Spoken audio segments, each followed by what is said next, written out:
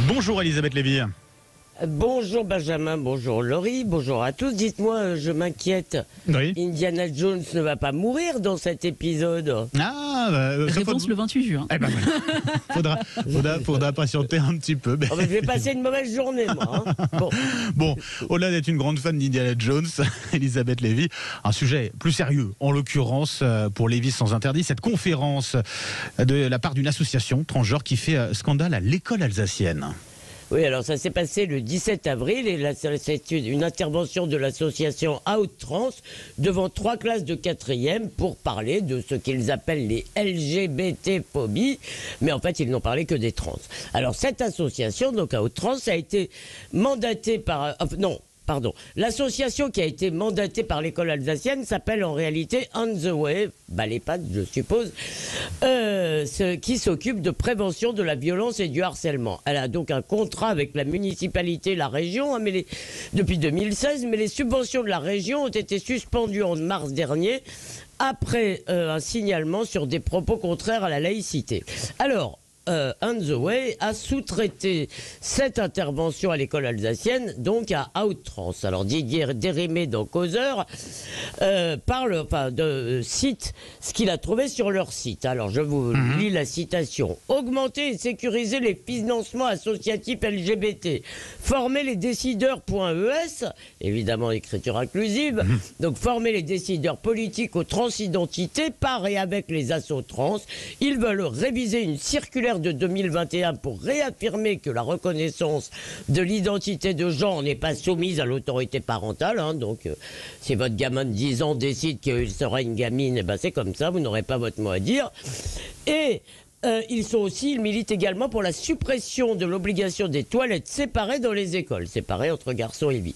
Alors les deux intervenants donc de cette conférence étaient eux-mêmes des trans, et selon les témoignages de parents au Figaro qui a levé le lièvre, ils étaient très militants et passablement agressifs. Alors par exemple, à un moment ils ont parlé d'hommes enceints, et les élèves qui ont protesté, on se demande vraiment pourquoi ces élèves ont protesté, ils ont été traités de transphobes. Ensuite, des filles qui se sont dit gênées par la présence de trans, dont des garçons biologiquement qui donc emploient l'identité de filles, parce qu'à cet âge-là, normalement, on ne s'est pas encore fait opérer. Eh bien, des filles qui ont dit qu'elles étaient gênées par la présence de trans dans les toilettes des filles, là aussi, les intervenants ont dénoncé ces préjugés transphobes. Alors, résultat, le partenariat entre l'école alsacienne et cette association a du plomb dans l'aile, et franchement, c'est tant mieux. Ça veut dire qu'il faudrait renoncer à prévenir les discriminations ? Bon, écoutez, cher Benjamin, il ne s'agit absolument pas de prévention des discriminations. D'abord, la tolérance n'est pas vraiment un problème à l'école alsacienne où plusieurs élèves... où il y a déjà plusieurs élèves transgenres, ce qui pose d'ailleurs la question d'une sorte de mode, parce que le pourcentage semble avoir beaucoup augmenté ces dernières années.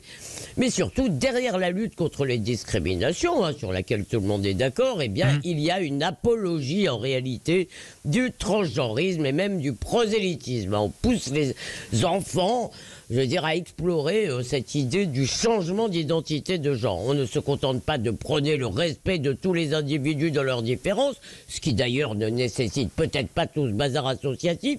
On apprend aux jeunes que le transgenrisme, c'est une norme parmi d'autres. Et d'ailleurs, dans son dernier rapport, SOS Homophobie dit que quand on affirme que les trans sont une minorité, c'est déjà une marque de transphobie.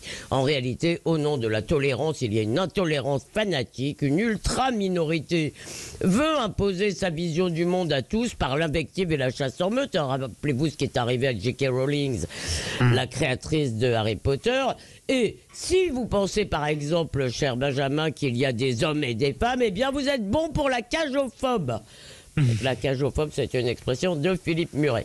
Alors cet incident, plus sérieusement, montre que le privé sous contrat, même catho, n'est pas du tout épargné par l'invasion idéologique et par le militantisme, notamment LGBT. Les parents qui veulent y échapper et qui ont les moyens se ruent déjà sur le hors-contrat. Après avoir fui l'éducation nationale, ils fuient maintenant le privé sous contrat, et tant pis pour les enfants de pauvres. Eux, on pourra continuer à leur laver le cerveau.